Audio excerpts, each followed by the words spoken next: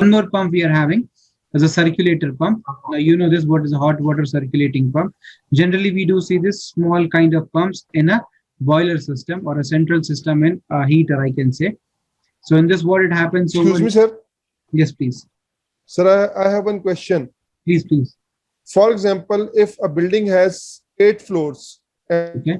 and the municipal water can provide only for the 4th floors. Okay. The rest of the 4 floors, the municipal water pressure is not enough. Yes.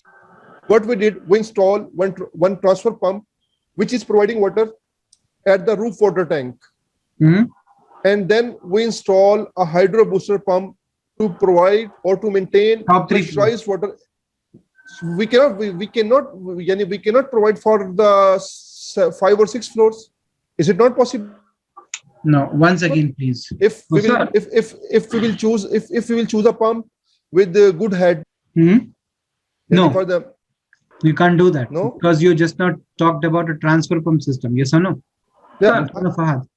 I am saying, for example, if I am installing a booster pump in 7th floor building, so Okay. can we provide water to all the 7th floors from this booster pump? Yes, you can. Yes, main booster. Main booster. You can do that. No, I am saying. I got my your question. I'll say you, Fahad, what you're trying to say. You are saying that why we are using hydro booster and main booster. When main booster is more than enough, what is the need to have a hydro booster? You're saying you want to say that for the top 3 floors. I think this is your question, right? No, sir. Sir, I am saying, just ignore this situation. Just imagine we have a water reservoir on the roof floor, and the water is flowing by gravity in normal situation. Yes. I want to install a booster pump for all floors. for 7 floors, for all floors. Is it possible? Hydro boosters. Hydro booster. Then. We can install a hydro booster pump for All floors. to provide pressurized water for 7 floors. No. Right? No. Wrong. Top. Only top 3 floors. See. Sir, why Just- not? just- Why just- not 4? Why we cannot provide for the 6th or 7th floor? Okay. What is the Right now, let's restriction? not discuss. Right now, not discuss because hydro booster again is a combination with one more system. Okay. Okay. Yeah. So that is in that chapter number 6. We'll be seeing what are different types of water entering system into the projects. We'll be seeing over there. Got And it. the combination with one more system. Okay. Right now, not disclose it because I've already said you what is a transfer pump and what's a transfer pump system. Again, I'm Right. going to repeat you and I'll show you more things in detail, like what is a hydro booster and where it is being used and what is the purpose to have it over there. And what is the main reason to have a hydro booster? Because again, it's been connected with some XYZ system. So where we can't get the pressure, that's why we need again a booster pump over there. And just now we have read booster pump is something just to maintain the pressure or boost the system, isn't it? So we'll be seeing that in the chapter number 6. Got it. Okay. Right. So Okay, as of now, thank you. let's move on with another pump. It's a small kind of pump. This is called as inline pumps also. That means this is installed in between the lining of the pump. That means in a pipeline, you'll be seeing somewhere nearby to the boiler. And this is called as a circulator pumps. Why I'm calling it a circulator pump? Because it actually forms a loop over here. I mean, the starting and the end point. Like if I rotate this in a 360 degrees, the starting and end point is the same. For example, it just pumps up the water and again brings up the water back. That's why it is a hot water circulation pump. That means it is a circulator. It is circulating water in the main boiler system. And this we'll be seeing only in the boiler or a centralized system, not in the unit water heater, because unit water heater is geyser. So only cold water in, hot water out. But if I talk about a boiler system, cold water in, hot water out, hot water return. Yes or no? Yes. So that's what. So that's why the water should be returning back. So this is a circulator over here. So that's the reason we'll be having. And moreover, I can say you why hot water circulator pump is being used. I'll say you in a technical manner. One more thing. For example, if I don't have a circulator over here, if I'm calling for a hot water online, just try to imagine, visualize, unless and until you don't get my point. If then again, still you're not getting, let me know. We'll discuss more in detail. So for example, we are calling for a hot water, any kind of like laboratory or shower. So you might have sensed, I'll give you one simple example. In our home, we don't have this central system. We have this like individual geysers. Yes or no? in our houses. So I'll say one thing that, for example, even though the water is being heated completely and we got a thermostat noise that it's being heated and the power supply has been cut off. For example, if I turn out the hot water supply, I'll not get the immediate hot water. Yes or no? I'll be getting the We cold need to water, wait. which is already been there in that liquid column of that pipe. Yes or no? First of all, Yes. that needs to drain out, and the new fresh hot water comes out at that time, isn't it? Yes or no? Yes, sir. Agree, Yes. everyone? Agree. Right.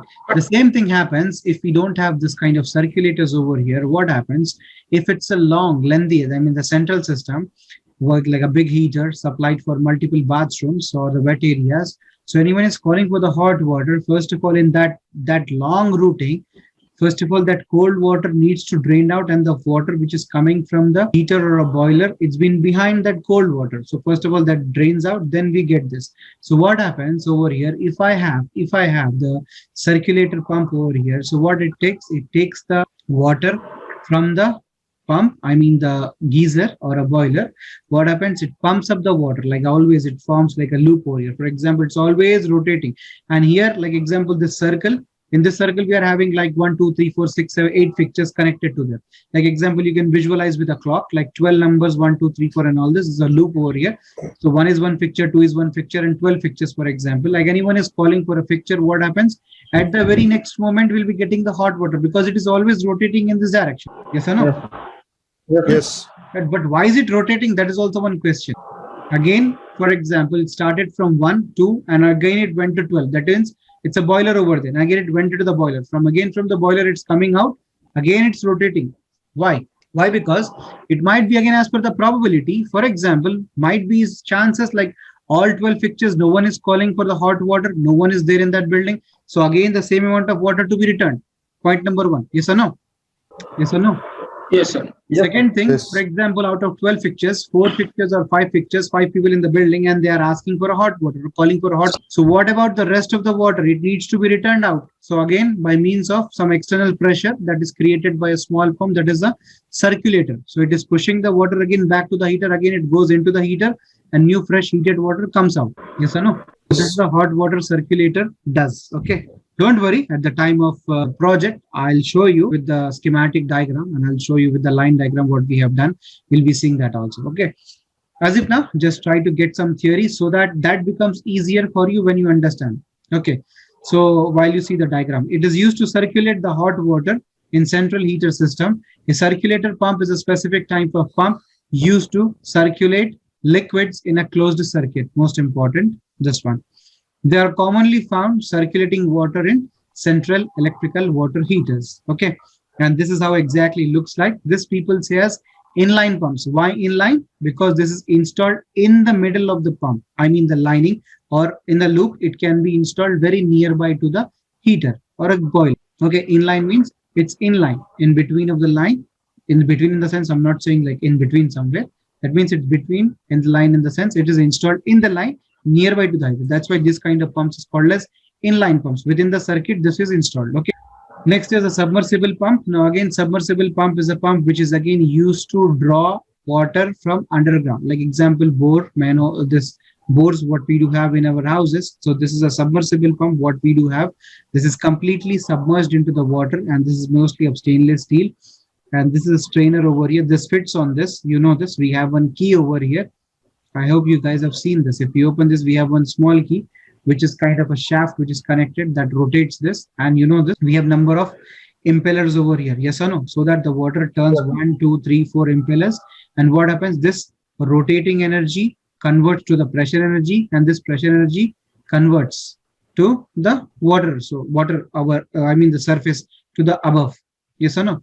So this is a starter over here, and this will be again covered with a nylon cloth, so that because they are totally submerged over here, just to protect this, you can see some wrapping over here. It is not wrapped under. You can see there will be some small kind of supports over here, here. This is not completely covered. Inside it's hollow kind of thing. I mean the shaft which is connected to this, and this is completely submerged into the water. That is totally dipped into the water. And here it will be how it will be working. We all know this. Whenever we on this kind of starter, this pump gets on, and what it does, you know this, first of all, this rotates. I mean here it rotates. We are having impellers, a number of impellers.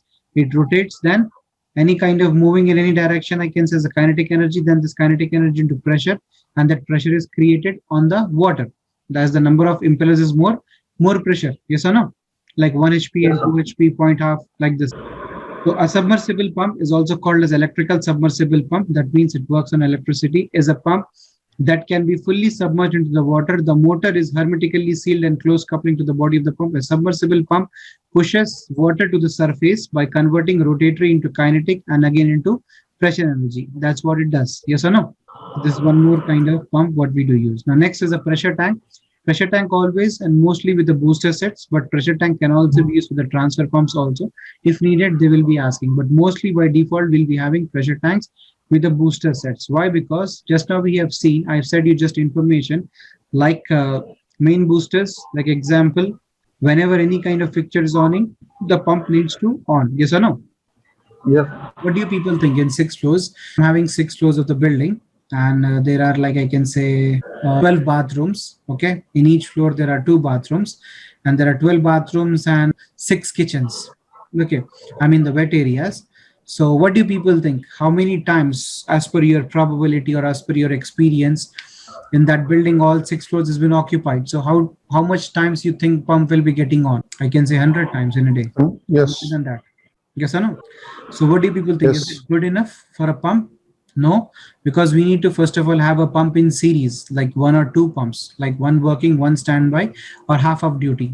I hope you guys following. Yes, either we need to connect this into series. So, but if I connect to in series also, first of all, I'm investing like 2 pumps. Okay, and second thing, what am I doing? I'm wasting or I'm utilizing the electric power, and that leads to again what? Online, the running cost. Okay, yes or no? Yes. And at the same time, the pump might need quick maintenance because it's a working load is more, isn't it? It might need a quick maintenance, I'm saying. For example, it goes for 5 years, or it might get into like only 1 year or 6 months. It needs to regularly check, and it needs for a maintenance might be. So to reduce all this, what happens is over here, we connect a booster set with a pressure tank, and pressure tank is a kind of a reservoir, you can say, again, in which the water has been filled. And above this pressure tank would be connected with the air compressor, or is directly fitted with an air compressed air over here.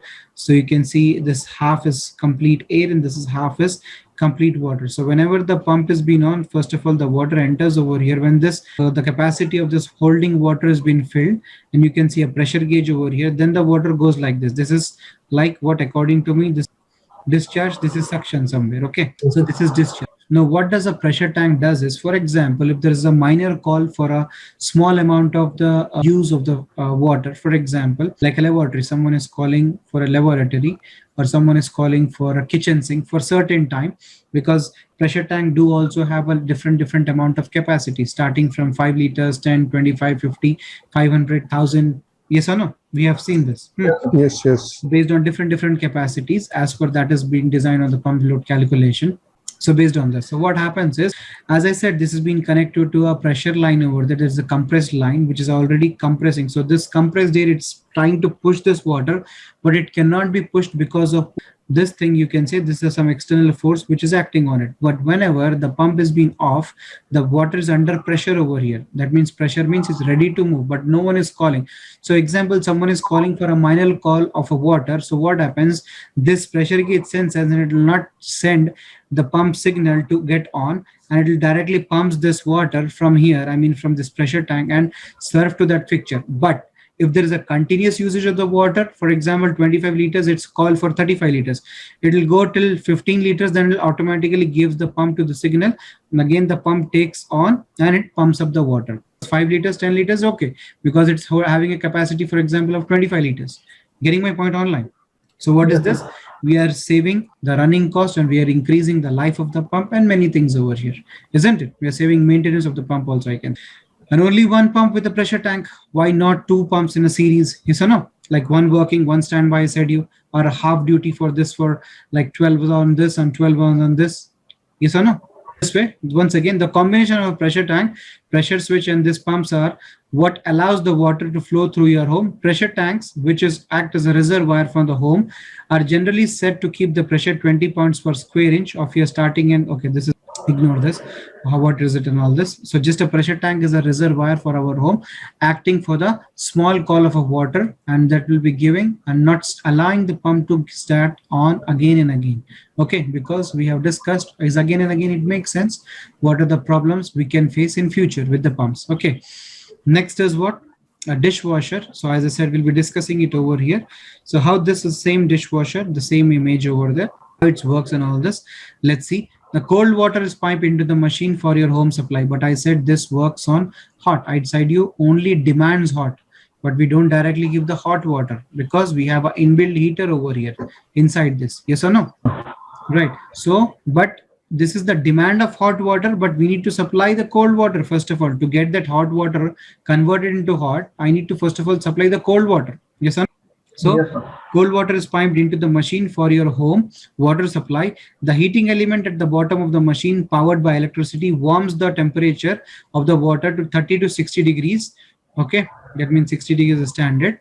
Then it warms up, or 86 to 140 degrees centigrade. In between this, it can warm 30 to 60 degrees maximum for the washing of the utensils. An electric pump, so small pump again inside, which pumps up the water from the side walls, and a small jet of water will be sprayed on that. Okay, then it will apply the detergent, and again it will again spray the water so that the utensils get cleaned up. Okay, and after some time we can make use of this, I mean the utensils. So an electrical pump at the bottom of the machine pumps up the water through the side walls. Okay, that means these are the side walls. It is used in the kitchen to clean the utensils with hot water. So it demands hot water. So we need to calculate based on the demand or supply. Demand, sir. Very good, demand. Okay, always remember this. Okay, so this is what a electrical water heater, or sorry, electrical dishwasher does. Okay, and that's the reason we'll be having this in the kitchen area, mostly in the kitchen area. It might be used in commercial, residential, whatever, and no need to worry about this kind of pumps and all this, because it is like a complete unit we'll be getting from the manufacturer. Okay, next is a heater. What exactly is a heater? I'll say you. Heater is something, in a technical term, I'll say you, just to maintain the demand of the building. Or electrical water heater is device or an equipment which is here to maintain the demand, or the hot water demand, I can say. Okay, to meet the demand of the building. Demand of the building in the sense, what demand? Hot water demand. Always remember. Okay, so now accordingly, for example, I need 10 or 15 liters or 30 liters or 50 liters or in gallons, whatever. That is the demand. So it should meet that. So we'll be sizing that heater also, how we need to do that, on what size and all this, how you need to do that. We'll be seeing that when we deal with the heater selection and sizing. Okay, so now just remember, heater is nothing but, it might be any kind of heater. It might be unit or boiler, I mean central, it's one and the same. It's just meet the demand of the building, that is hot water demand for the complete building. Now electrical water heater or a geyser or unit water heater, it is used to supply the hot water to one or two bathrooms. So if I talk about an electrical water heater or a geyser or a unit water heater, I can say anything, EWH, electrical water heater, or unit water heater or a geyser. It's one and the same thing. What we do have in our bathrooms, for individual bathrooms, that is nothing but a geyser. Okay, so that is only recommended to have individual bathrooms, I can say. For example, one bathroom, we need to calculate on this bathroom, this number of fixtures should be the capacity of the heater installed into this. Okay, but in worst cases, for example, there are two bathrooms side by side and there is no place over there in the next bathroom. So it can be used for two bathrooms also, but not recommended, because it's not a central kind of thing like I can serve to multiple bathrooms. But in case, it can be used for maximum of two bathrooms, not more than that. Okay, in that some cases, but not recommended. Okay, and you know this, right now in market we are having is like one more small heaters. What is that heaters called as? Small heaters. What is that? 1 or 2 liters heaters. Instant heaters. Instant heaters. Now they are using it. Why? Because, for example, if you want to perform ablution on all this, it's very quick and it is very instant. Yes or no? Yes or no, online? Yes, sir. Right.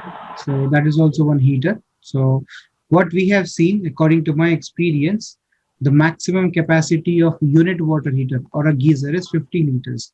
Now don't fix this, because it might differ from the region to region, and it might differ from the manufacturer to manufacturer. And why region to region? Because in some areas, like example in Gulf and all this, there is very extreme temperatures. So again, they might have this nearby to 50 liters and all this. But in India, I can say we are having in our houses not more than 20 or 25. Yes, sir? Anyone from India, basically? Arun, how much you have in your house? 18, 20, 16, how much? 15? 25. Actually, 5 liters, 10 liters, and 15 liters, and 25 liters. Okay, 5 liters, 20 liters. Okay, that's what I said. Now,